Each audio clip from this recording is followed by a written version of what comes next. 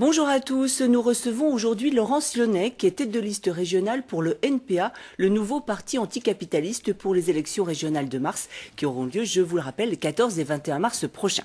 Alors on va tout d'abord parler d'une polémique qui a alimenté la presse toute la semaine. Je veux parler bien sûr d'une jeune étudiante qui s'appelle Ilham Moussaïd. Le NPA la présente pour ses régionales dans le Vaucluse. Elle est voilée. Vous, en tant que femme et en tant que militante, vous en pensez quoi ?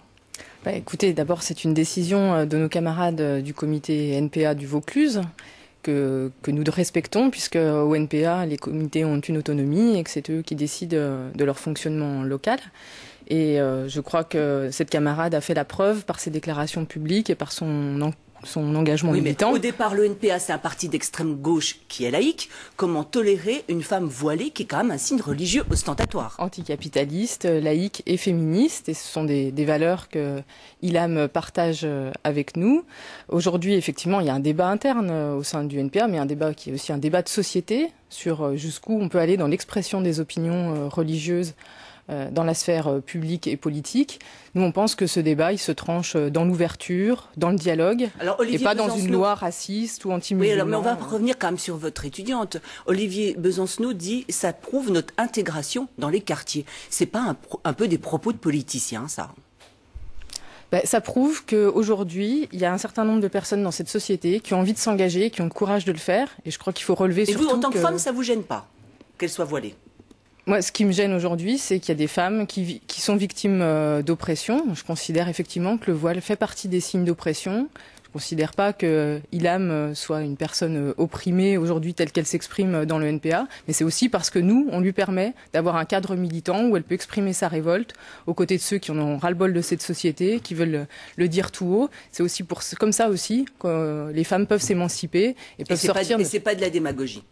Non, alors là, absolument pas. Je crois qu'aujourd'hui, en plus, la campagne médiatique dont on est les victimes, qui est instrumentalisée par la droite dans le but de récupérer les voix du Front National. Vous dites vous-même que ça crée débat au NPA, donc vous ne pouvez pas dire quand même que c'est exploité politiquement. Aujourd'hui, dans un contexte anti-musulman, de lois racistes sur la burqa, d'anathèmes jetés contre les étrangers, nous, on trouve que s'il y a une instrumentalisation de droite, très clairement, pour récupérer des voix du Front National, c'est quand même avant tout une femme d'origine maghrébine et militante d'extrême gauche. Alors on va revenir à nos régionales en Franche-Comté.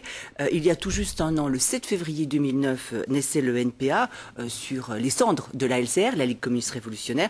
Un an et toutes ses dents pour faire une campagne mordante? Oui, c'est une bonne expression, effectivement. Le NPA à la pêche et il a déjà mis plusieurs dents dans son programme. Alors avant, vous appeliez Ligue communiste révolutionnaire. Maintenant, c'est plus Ligue, mais c'est parti. C'est plus ni communiste ni révolutionnaire. Vous vous embourgeoisez? C'est pas le même projet politique. On a gardé le meilleur des traditions de l'extrême gauche et de la gauche, mais on s'est aussi enrichi, notamment de l'apport de militants de l'écologie radicale. Donc aujourd'hui, on est dans un nouveau projet politique pour répondre aux besoins d'engagement dans cette société. Alors vous parlez d'enrichissement, on va parler un petit peu sous. Vous avez gardé le trésor de guerre de la LCR, donc vous pouvez financièrement vous permettre de rester en dessous des 5% pour ces régionales, 5% étant synonyme de remboursement des frais de campagne?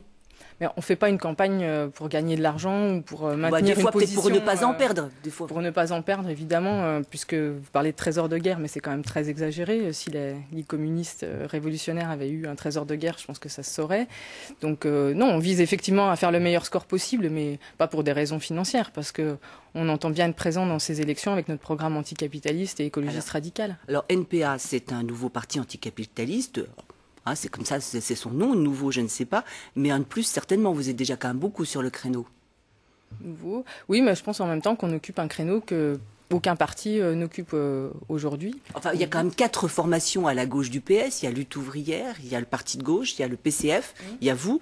En Franche-Comté, donc 4 formations politiques, 3 listes. C'est quand même un émiettement qui est signe peut-être de défaite le 14 mars. Effectivement, on peut déplorer cet émiettement. Et moi, je comprends les électeurs et les sympathisants de gauche qui voudraient voter pour des listes vraiment à gauche, qui sont un petit peu déstabilisés par cette disparité. Mais en même temps, si on n'a pas pu faire d'unité, c'est parce qu'on ne défend pas exactement la même chose. Et compte tenu du poids du NPA dans les dernières élections, et notamment dans la région, aux européennes, on peut penser que... 6,5% aux européennes, c'est ça? On peut penser que le meilleur vote le plus à gauche possible pour Alors vous dites tout ça, parce que j'ai reçu Michel Trépeau de Lutte ouvrière, Evelyne Ternan pour le Front de gauche, tous me disent plus à gauche que moi tu meurs. C'est pas plus à gauche que moi tu meurs, c'est un programme cohérent, anticapitaliste, qui lie les questions sociales et écologistes et qui veut vraiment finir avec ce système de soutien aux banques, au patronat, qui a plongé les gens dans la crise et qui continue à leur faire boire la tasse. Alors l'anticapitalisme, c'était pas un socle assez commun à toutes ces formations pour faire une liste commune? L'anticapitalisme, c'est une chose, après c'est jusqu'où on le défend et comment on le défend. Et nous, on pense que il y a eu un bilan, il y a un bilan à faire de la gestion du Parti socialiste. Alors qu'est-ce qui vous plaît pas? Ça fait 6 ans que le PS et les Verts gèrent cette région, qu'est-ce qui vous plaît pas? Ils gèrent pas seulement cette région, ils gèrent 20 régions sur 22 en France. Ouais, mais on va rester en Franche-Comté. Ils nous ont promis qu'il serait un rempart social, un rempart écologique pour la formation des Verts. Et aujourd'hui, on voit qu'en fait, ils ont accompagné les politiques libérales, les politiques de privatisation. Ils ont fait ni plus ni moins que ce qu'aurait fait une gestion de droite. L'un des points de divergence entre notamment le Front de gauche et vous, c'est que le Front de gauche est prêt à, on va dire, collaborer avec le Parti socialiste ou la liste de gauche la mieux placée pour le deuxième tour. Vous vous dites tout sauf le PS. Non, on ne dit pas tout sauf le PS. On dit aujourd'hui, il faut une vraie gauche, une gauche qui prenne ses responsabilités dans la période de crise actuelle, qui est une crise du capitalisme, et qu'aujourd'hui, le Parti socialiste ne fait plus cette preuve-là. Alors, tout sauf le PS, tout, même Alain Joyandet de l'UMP? Non, on ne se trompe pas d'ennemi. Notre ennemi, c'est d'abord la droite, c'est d'abord l'UMP, c'est d'abord ceux qui soutiennent les politiques du patronat. Mais aujourd'hui, on ne peut pas donner un chèque en blanc au Parti socialiste. On ne peut pas dire on va soutenir le Parti socialiste alors qu'il n'a pas été ce rempart contre la crise, contre les licenciements et contre les offensives de la droite et du patronat. Alors, qui vous allez soutenir au deuxième tour? Écoutez, nous, au deuxième tour, on est disponible pour mettre toutes nos forces dans la bataille pour s'opposer au retour de la droite dans la région. Ça, c'est alambiqué quand même. Hein. Non, c'est pas alambiqué. Maintenant, il faut poser la question au Parti socialiste. Est-ce qu'ils seront disposés à nous tendre la main? Est-ce qu'ils auront envie qu'on les... Il faut expliquer le mode de scrutin. Si vous faites plus de 5%, vous pouvez fusionner avec une liste qui a fait plus de 10 et qui se maintient au deuxième tour. Si vous faites moins de 5, vous restez tout seul dans votre coin. Les 3 partis d'extrême gauche risquent bien de faire moins de 5% en Franche-Comté, a priori. Donc vous appelez à faire barrage à la droite, quoi. C'est le vieux discours bien classique d'extrême gauche. Oui, mais je pense que les autres feront pareil. Hein.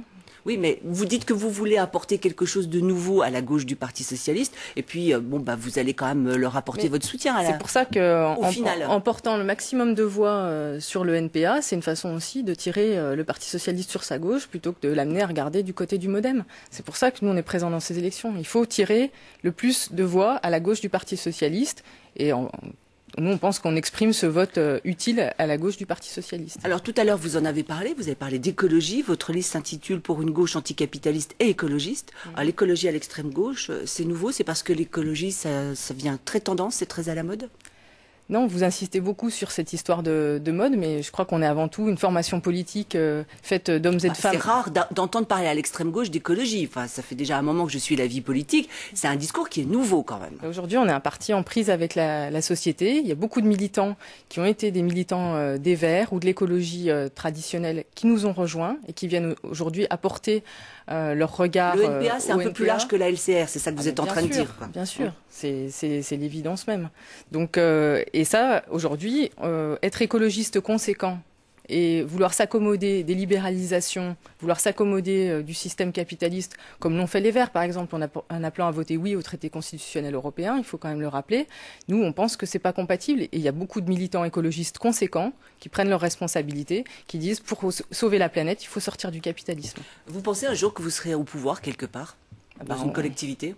Parce qu'on a l'impression que votre attitude, c'est justement tout sauf gouverner. Non, on a des propositions concrètes qui sont vraiment de rupture avec le capitalisme, mais c'est avant tout des mesures d'urgence sociales et écologiques. On en a une, par exemple, c'est les transports en commun gratuits, le développement des transports en commun et leur accès à tous.